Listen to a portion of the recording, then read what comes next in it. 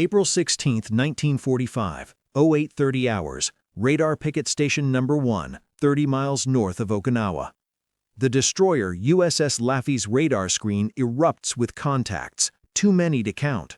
Commander Frederick J. Beckton watches the blips multiply across the display, each one a Japanese aircraft inbound on a suicide mission. In the next 80 minutes, 22 kamikazes will single out his ship for destruction. 6 will crash into Laffy's hull. 4 bombs will detonate aboard. 32 men will die, but 249 will survive. Below deck in the plotting room, 4 feet beneath the waterline, a refrigerator-sized metal cabinet hums and clicks as gears mesh and cams rotate. The Mark I fire control computer, 3,000 pounds of precisely machined aluminum, steel, and brass, receives continuous streams of data from the gun director topside. Target bearing, target elevation, target range, ship's pitch, ship's roll, wind speed. The machine processes 7 variables simultaneously, calculating firing solutions faster than any human brain could manage, sending precise gun orders to the 5-inch batteries above. The Japanese pilots diving toward Laffy believe they're attacking a ship defended by human gunners, men with reflexes, training, courage, but ultimately limited by the speed of human thought and the fallibility of human estimation. They have no idea they're actually fighting a mechanical brain that transforms their position, speed, and trajectory into mathematical certainty of destruction. This is the weapon that shocked Japanese pilots across the Pacific. This is the technology that transformed American destroyers from vulnerable targets into kamikaze killers. This is the story of how a clockwork computer, designed in the 1930s and perfected through years of combat, made U.S. warships the most lethal anti-aircraft platforms the world had ever seen. If you want to understand the genius behind this impossible solution, please hit that like button. It truly helps us share more stories of wartime innovation, and subscribe if you haven't already. But to understand what happened in those 80 minutes off Okinawa, we must go back to the beginning, to the impossible problem that demanded an impossible solution. December 1941, Pearl Harbor burns. In the chaos and smoke, American gunners fire thousands of rounds at attacking Japanese aircraft. Most miss. The mathematics are brutally simple and utterly unforgiving. A dive bomber approaches at 250 knots. The ship's 5-inch gun can throw a shell 37,000 feet into the sky, but that shell takes time to arrive, precious seconds during which the target moves hundreds of yards.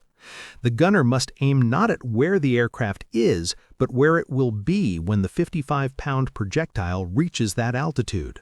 Meanwhile, his own ship is rolling in the swells, pitching fore and aft, turning to evade torpedoes. Wind pushes the shell off course. The rotation of the Earth itself affects the trajectory. 7 variables, 7 constantly changing numbers that must be calculated, combined, and converted into precise angles for gun elevation and bearing, all while the target maneuvers and the ship moves beneath your feet.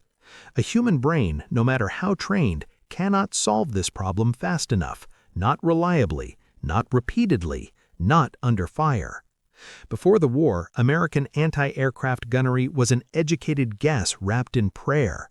Gunners tracked targets visually through optical sights, estimated range and speed, and hoped their shells arrived somewhere near the aircraft. They usually didn't.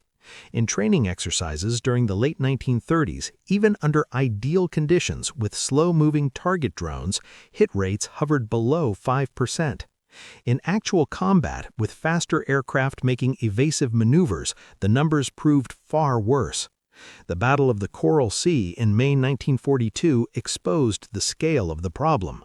American ships fired thousands of rounds of 5-inch ammunition at attacking Japanese dive bombers and torpedo planes. Post-battle analysis revealed the devastating truth: American anti-aircraft fire was largely ineffective. The Japanese aircraft that failed to hit their targets did so primarily because of pilot error or fighter interception, not shipboard gunfire. But by early 1942, a solution already existed: It had been in development since the mid-1930s, refined through years of engineering effort, and was just beginning to reach the fleet. The weapon wasn't a better gun or a more powerful shell. It was a computer. Specifically, it was the Mark I fire control computer, designed by Hannibal C. Ford of the Ford Instrument Company, integrated into the Mark 37 gun fire control system. The Mark 37 GFCS separated the gun director, mounted high on the ship's superstructure for maximum visibility and radar range, from the computer itself, which sat protected deep in the hull in a space called the plotting room. This was revolutionary. Previous systems had crammed computing mechanisms into the director, making them vulnerable to damage and limiting their complexity. The Mark 37's computer could be large, sophisticated, and armored. And large it was, standing 4 feet tall, measuring 62 inches long and 38 inches wide. The Mark I computer weighed more than 3,000 pounds despite extensive use of aluminum alloy in its construction. Inside this metal cabinet, thousands of precisely machined gears, cams, and mechanical integrators performed calculations that would take a trained human several minutes in less than 2 seconds.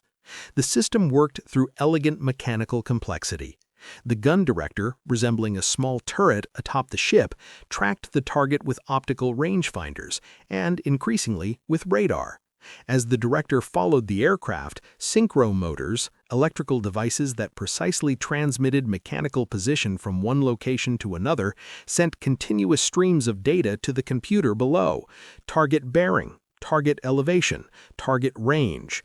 But those were just 3 of the inputs. Additional data flowed in from other sources.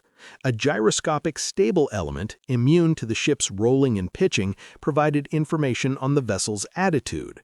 The pedometer log measured the ship's speed through the water. An anemometer on the mast reported wind speed and direction. Sailors in the plotting room manually input the average muzzle velocity of the ammunition, calculated from propellant temperature, projectile type, and the number of rounds already fired through the guns.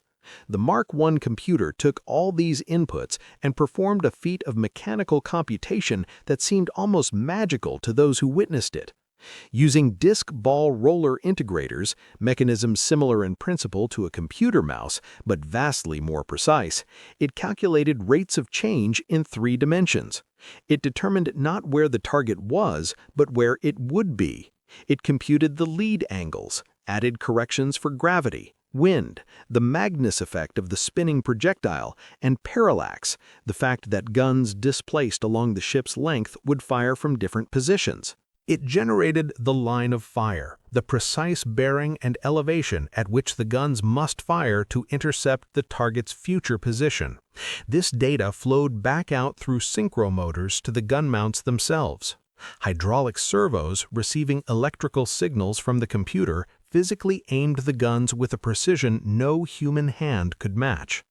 The gunner's job became simply to keep ammunition flowing and to press the firing key when the computer said the solution was ready. The Mark 37 system reached fleet destroyers in significant numbers by 1943. Fletcher-class destroyers, the workhorses of the Pacific War, carried 1 Mark 37 director per ship. Larger vessels carried more. The Iowa-class battleships, commissioned in 1943 and 1944, bristled with 4 complete Mark 37 systems each, 1 forward above the navigation bridge, 2 amidships on either side of the forward stack, and 1 aft. But having the equipment and using it effectively were 2 different matters. The Mark 37 was a complex system, and its early combat performance revealed limitations. The computer's time constant, the period required to converge on a stable firing solution, varied with range.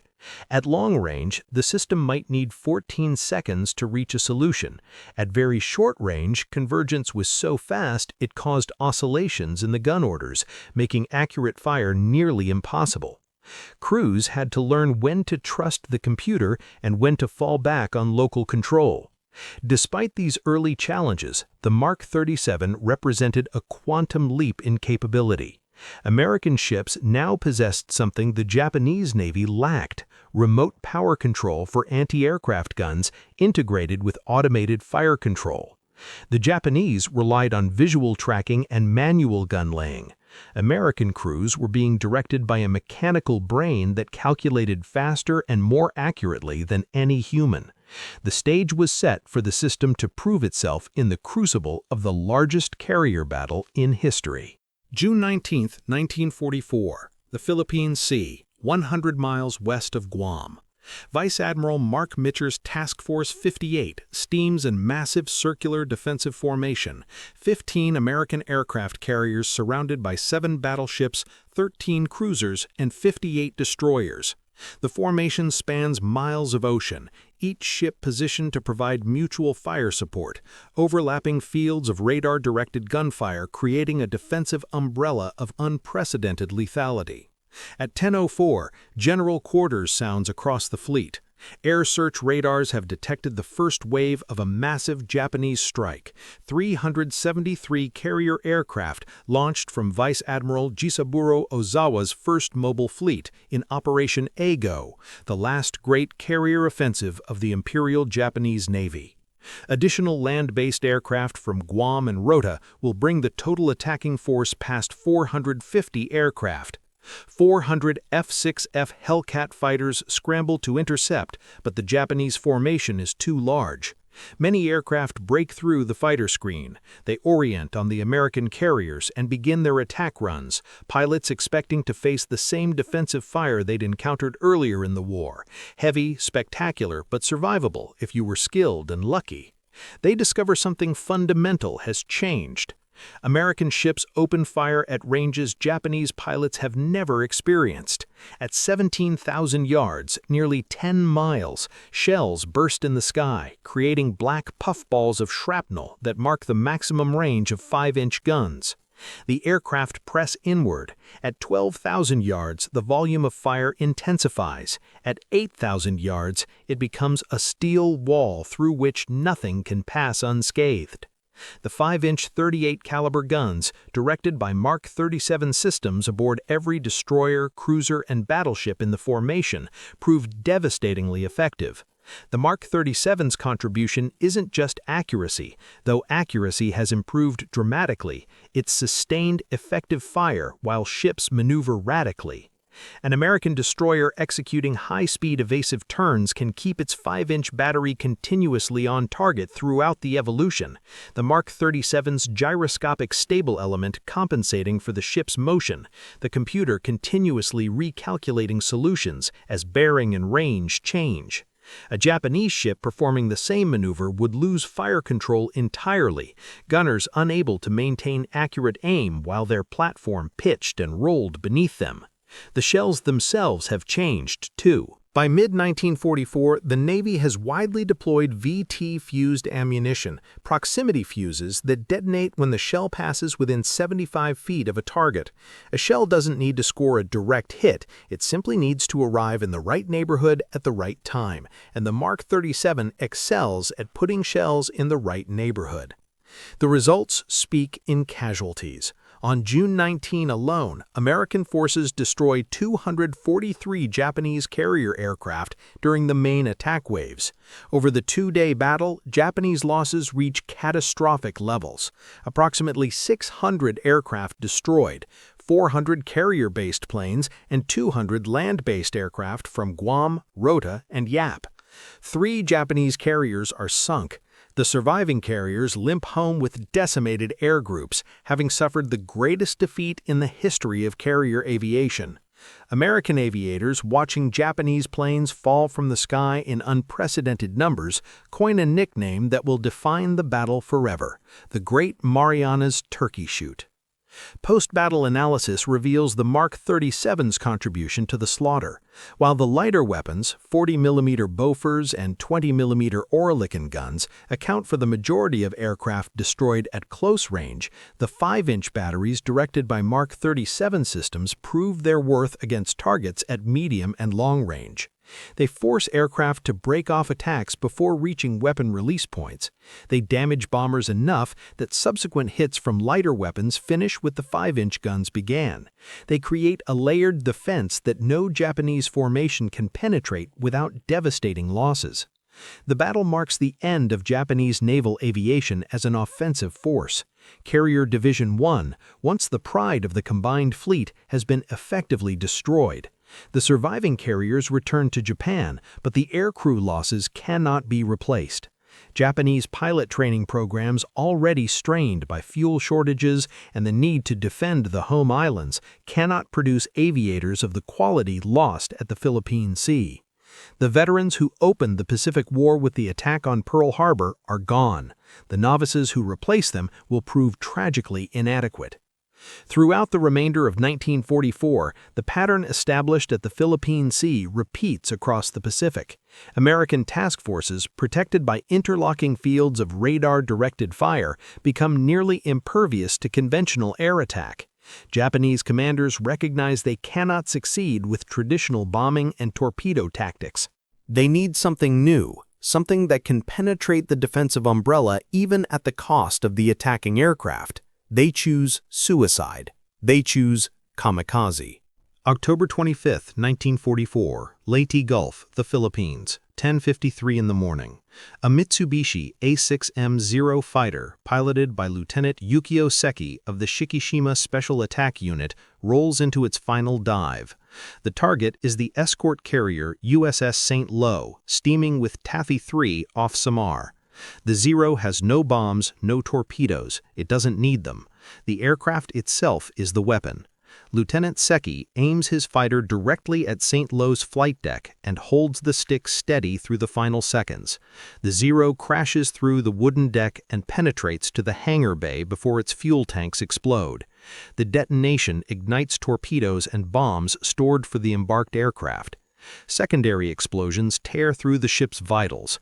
At 11:25, 32 minutes after the impact, St. Lo capsizes and sinks, taking 113 men down with her.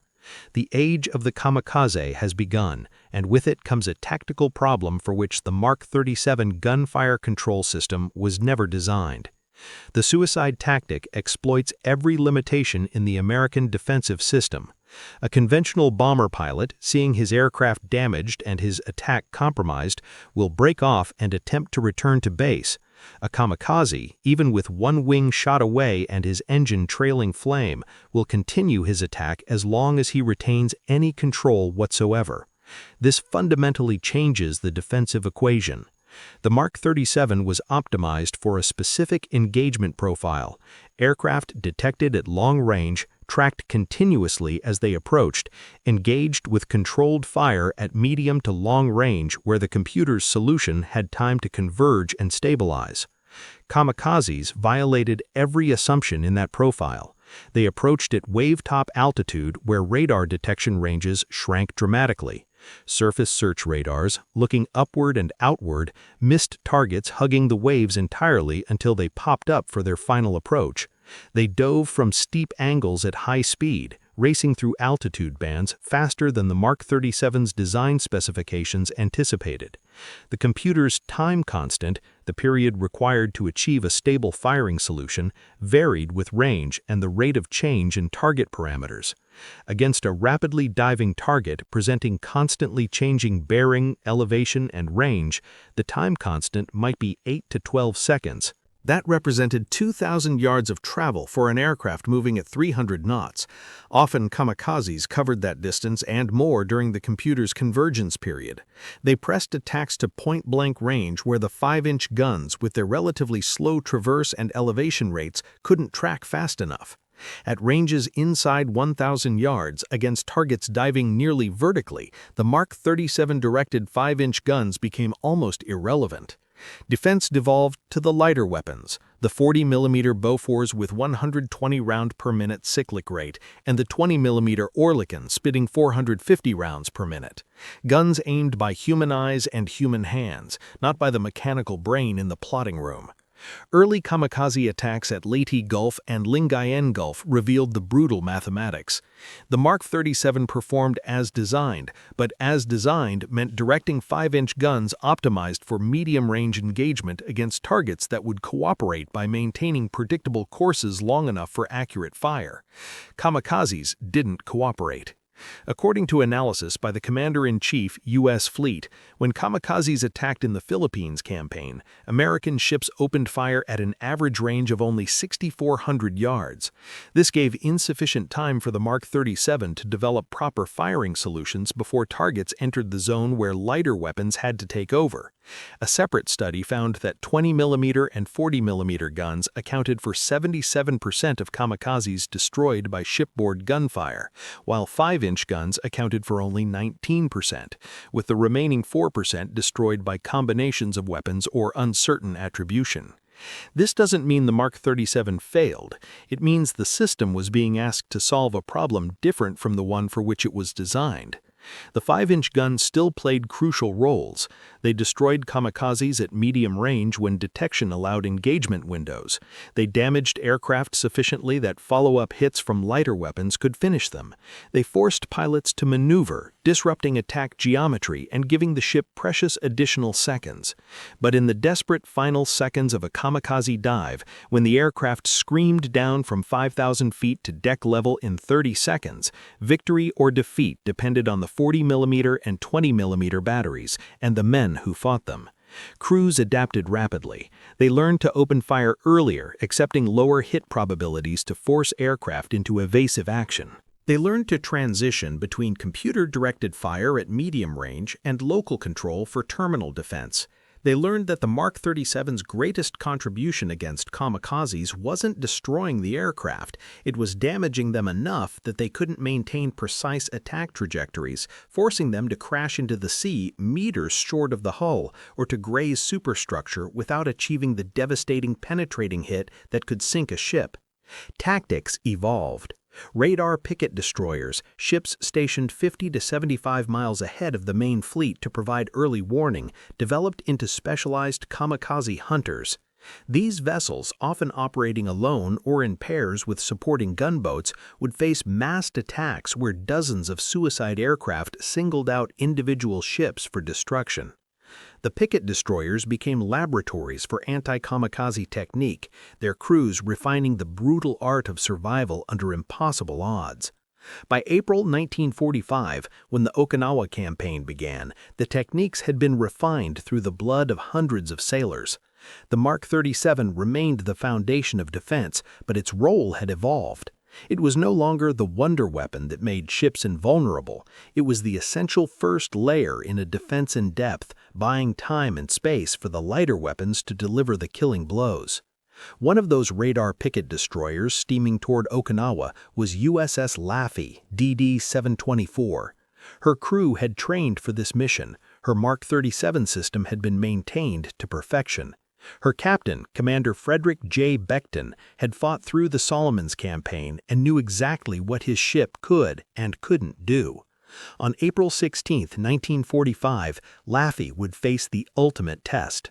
The Mark I computer did not emerge fully formed from a single brilliant insight. It evolved from 2 decades of fire control development, driven by the realization that manual gun laying could never solve the anti-aircraft problem, and that only automated computation could transform defensive fire from hopeful to lethal. The philosophical foundation was laid in the 1920s when the U.S. Navy, studying the lessons of World War I, recognized that future naval warfare would feature aircraft as primary striking weapons. Existing fire control systems, designed for surface engagements where targets moved relatively slowly and predictably, proved inadequate for aerial targets that could maneuver in 3 dimensions at speeds approaching 200 miles per hour. The requirements emerged clearly by the mid-1930s. The Navy needed a fire control system that could engage aerial targets effectively while also directing surface fire against enemy ships. It needed to operate from a remote, protected location rather than exposing delicate computing mechanisms in vulnerable directors. It needed to function while the firing ship maneuvered radically, and it needed to work in all weather conditions day and night with provision for radar guidance once that technology matured. Hannibal C. Ford, working at Ford Instrument Company in Long Island City, New York, led the design team that created the solution. Ford, born in 1877, had spent decades developing mechanical fire control computers for the Navy. His earlier Mark III computer for surface fire control had demonstrated the viability of complex mechanical computation for naval applications. The challenge now was extending those principles to the three-dimensional problem of anti-aircraft fire. The central engineering problem was translating continuous real-world motion into mathematical solutions accurate enough to direct guns weighing tons and firing 55-pound shells at 2,600 feet per second. The target's position changed constantly. The ship's position changed constantly. The relative geometry between them changed constantly. The computer needed to track all these changes, integrate them, project the target's future position, calculate the ballistic trajectory required to reach that position, and generate gun orders, all in real time, continuously, without pause. Ford's team built the system around disc ball roller integrators, mechanisms that physically embodied the mathematical operation of integration. The principle was elegant: a rotating disc pressed against a sphere, which in turn pressed against a cylindrical roller. The sphere could be moved along a radius of the disc, changing its position from the disc's center to its edge. Moving the sphere changed the ratio of rotation transmitted from disc to roller. At the center, zero rotation; at the edge, maximum rotation. This simple mechanism could multiply two continuously varying inputs together and integrate the product over time, exactly what was needed to calculate velocity from position and acceleration from velocity. The Mark I contained multiple such integrators arranged in three-dimensional complexity. One set calculated rate of change in target bearing, another calculated rate of change in elevation, a third calculated range rate, how quickly the distance to target was changing. These fundamental rates were then processed through additional mechanical elements that added the corrections required for accurate fire. Gravity correction came from precisely machined cams whose surfaces embodied ballistic equations. As gun elevation increased, a follower riding on the cam's surface mechanically added the correction for the shell's parabolic trajectory. Air resistance corrections worked similarly, three-dimensional cams that factored in altitude, temperature, and projectile velocity. Wind correction required input from the anemometer and sophisticated geometry to resolve wind velocity into components parallel and perpendicular to the line of fire. The stable element posed its own formidable engineering challenge. It needed to provide a gyroscopically stabilized reference for true vertical and true horizontal, immune to the ship's rolling, pitching, and yawing, accurate enough that the computer could calculate target position in space, even while the ship executed radical evasive maneuvers. The Mark VI stable element, installed in the plotting room adjacent to the computer, achieved this through precision gimbals and high-speed gyroscopes that maintained their orientation regardless of the ship's motion. Remote control throughout the system required synchro motors, devices that could transmit exact angular positions electrically from one location to another. A synchro transmitter in the gun director, rotating as the director tracked the target, induced electrical signals that caused a synchro receiver in the plotting room to rotate by exactly the same amount, transmitting bearing data with precision measured in tenths of degrees. Similarly, the computer's outputs, bearing and elevation orders for the guns, transmitted back to the gun mounts via synchros that drove hydraulic servos capable of training 5-ton gun mounts with smooth precision. The entire system represented a solution to an impossible trade-off: make the computer too simple and it couldn't calculate accurately enough for effective fire; make it too complex and it would be unreliable, too slow to generate useful solutions, and impossible to maintain under combat conditions. Ford and his team found the balance through mechanical genius, using the minimum necessary complexity to achieve the required performance while maintaining reliability that would prove remarkable. Mark I computers operated for years aboard ship without major breakdowns, requiring minimal scheduled maintenance beyond lubrication and occasional adjustment of critical clearances. The Mark I entered limited service in the early 1930s for surface fire control only. Around 1935, Ford Instrument enhanced the design by adding computational capacity for rapid changes in elevation, the vertical axis. This seemingly modest improvement transformed the system's capability. The enhanced Mark 1A could handle aircraft targets as effectively as surface targets, making it the Navy's first true dual-purpose fire control computer.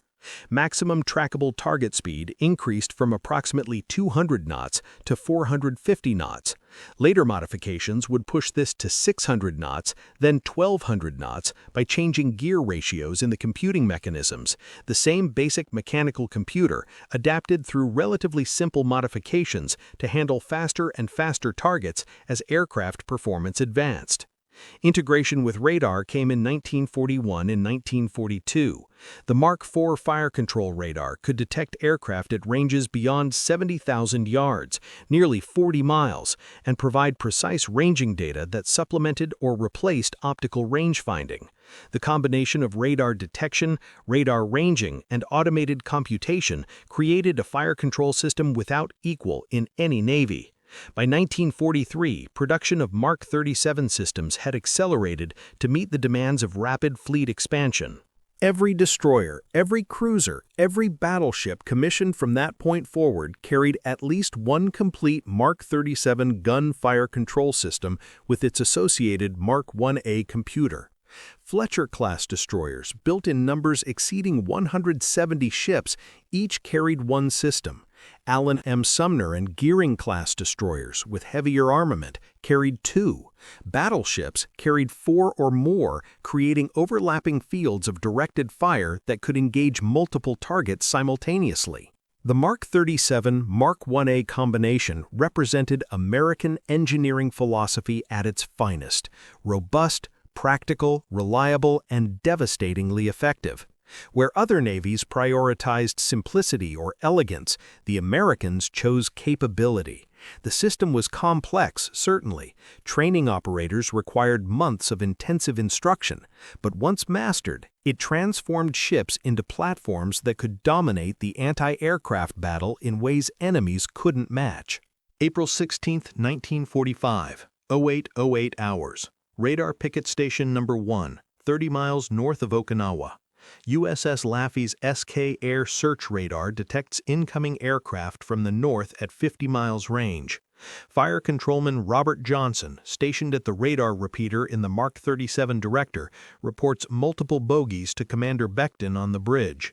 The destroyer begins maneuvering, swinging through evasive turns, while the fighter direction officer radios for immediate combat air patrol support. 4 FM-2 Wildcat fighters scramble from the escort carrier Shamrock Bay, but they're 18 miles away. They will take 8 to 10 minutes to arrive. Laffy is alone. By 08:25, the radar picture has become a nightmare. Contacts are too numerous to count individually. These are elements of Kikusui Number 3, Floating Chrysanthemum Number 3, the third of 10 mass kamikaze operations planned against American forces at Okinawa. From the larger raid of 165 aircraft, 22 have broken off with a single mission: sink Laffy. The Japanese pilots believe they're attacking a standard American destroyer with standard American defenses. They're wrong on the second count. In the plotting room 4 feet below the waterline, Fire Controlman First Class Ari Futrides and his team stand around the Mark I computer, monitoring its operation as data streams in from the director topside. The machine hums and clicks steadily, gears meshing with precision measured in thousandths of an inch, cams rotating to embody ballistic equations, synchros transmitting bearing and elevation to the 5-inch gun mounts. The system does what it was designed to do: transform observation into action, converting the director's line-of-sight data into firing solutions that arrive at the guns as precise orders in bearing and elevation. Commander Becton maneuvers aggressively, throwing Laffy into radical turns at 25 knots. The gyroscopic stable element compensates automatically, keeping the Mark 37's calculations accurate despite the ship rolling through 15-degree arcs. The first kamikazes appear. 08:30. An HE-D-3A Val dive bomber appears on a reconnaissance run, circling the ship at high altitude. Laffy's forward 5-inch mount, gun mount 51, trains smoothly as the Mark 37 tracks the target. The firing key closes. The gun fires. The shell bursts near the Val, forcing it to jettison its bomb and flee north. 4 more Vals break formation and dive from different angles. The Mark 37 locks onto the nearest target. Mount 51 fires in rapid succession, 1 round every 3 seconds, the loader slamming shells into the breech, the rammer driving them home, the breech closing automatically, the gun firing, recoiling, returning to battery, ejecting the spent case, ready for the next round. All while hydraulic servos continuously adjust bearing and elevation following the computer's commands. One Val takes hits from the 40mm batteries and cartwheels into the sea.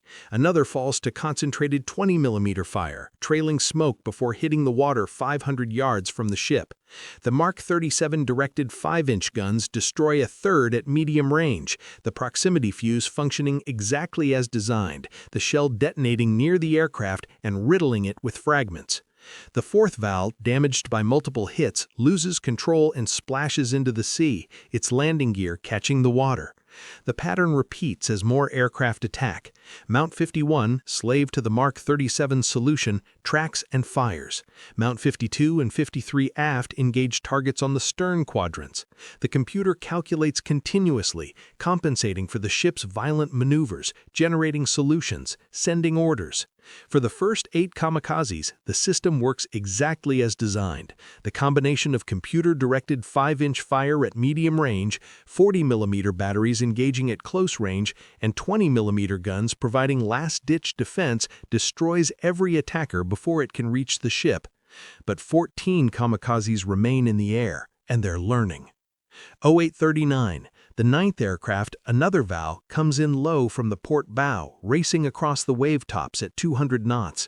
The Mark 37 tracks it, but the target is moving too fast and too low for optimal engagement.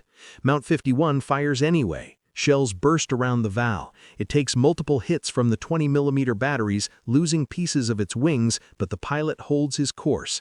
The Val grazes the top of gun mount 53, crashing off the starboard quarter in a geyser of spray and flame. The first kamikaze has touched Laffy.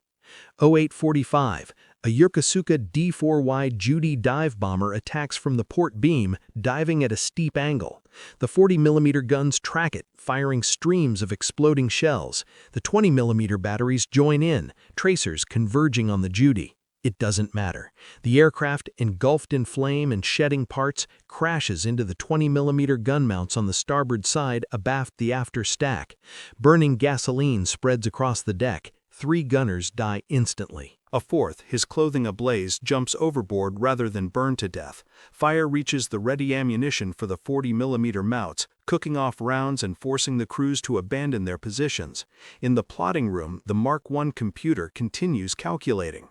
The machine has no awareness that the ship is burning. It knows only targets, bearings, elevations, ranges, rates of change. It computes solutions and sends commands to the remaining functional guns. 0847, 3 kamikazes converge from different quadrants. The Mark 37 can only direct fire against a single target. The remaining guns shift to local control. Directors at each mount acquire targets independently, gunners aiming by eye and instinct. One Val receives concentrated hits from Mount 51 and explodes. Another Val crashes into gun Mount 53, this time achieving a direct hit. The turret's thin armor, designed to protect against shell fragments, not a 2,000-pound aircraft traveling at 200 knots, crumples like foil. Everyone inside dies. The 3rd kamikaze, a bomb-carrying Val, crashes into the fantail. Its 250-kilogram bomb penetrates the main deck before detonating in crew berthing. The explosion kills 20 men and starts fires that spread to the after steering compartment. Laffy is burning from multiple fires. Her aft 5-inch mount is destroyed. Her rudder is jammed. Half her 40mm and 20mm batteries are out of action, but the Mark 37 system forward of the bridge remains functional, and so does the plotting room. Fotrides and his team continue their work. Data flows in. The computer processes it. Gun orders flow out.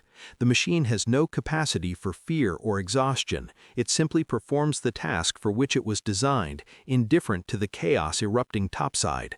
More aircraft dive. A D-4Y takes a direct hit from the 5-inch guns at 3,000 yards and explodes in midair.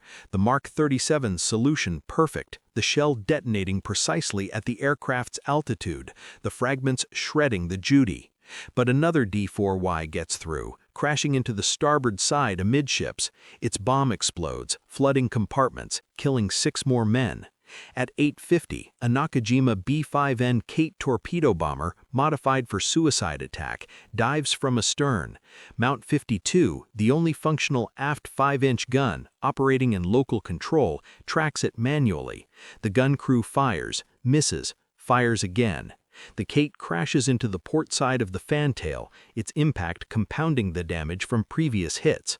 The attack continues for 80 minutes. 22 aircraft assault Laffy in waves. The ship's guns, directed by the Mark 37 when possible, fought manually when the computer can't track targets in the crucial close-range engagement zone, destroy 9 kamikazes outright.